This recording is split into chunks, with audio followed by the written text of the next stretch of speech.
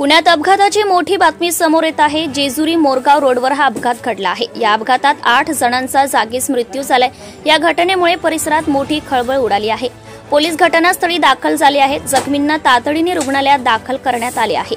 ही घटना नेमकी कशी घडली याबाबत सविस्तर माहिती अद्याप समजू शकलेली नाही, परंतु या घटनेत मोठी जीवितहानी झाल्याची माहिती मिळत आहे। या घटनेनंतर प्रशासनाकडून बचाव कार्याचे सर्वतोपरी प्रयत्न केले जात आहेत। जखमींना लवकरात लवकर उपचार मिळावे यासाठी प्रयत्न केले जात आहेत। जेजुरी मोरगाव मार्गावर पिकअप आणि कारची धडक झाली। या अपघातात एकूण 8 जणांचा मृत्यू झाला आहे।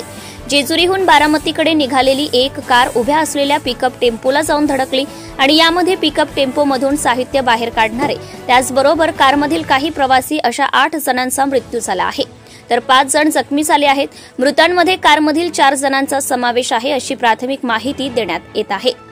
जखमींना जेजुरी येथील रुग्णालयात उपचारासाठी दाखल करण्यात आले। या घटनेनंतर जेजुरी पोलीस तात्काळ घटनास्थळी दाखल झाले। घटनेतील जखमींना उपचारासाठी रुग्णालयात हलवण्यात आले, तर याबाबतचा अधिक तपास जेजुरी पोलीस करीत आहे।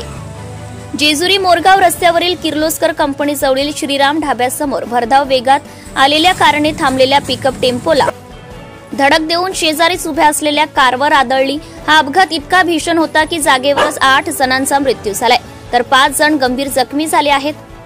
हा अपघात बुधवार दिनांक 18 रोजी सायंकाळी 7:30 वाजण्याच्या सुमारास घडला आहे।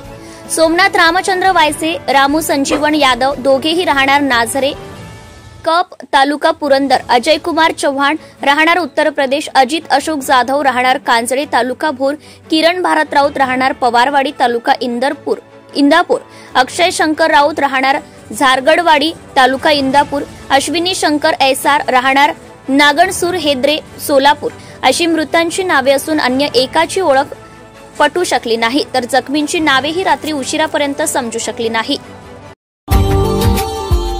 Subscribe now and press the bell icon. Never miss an update.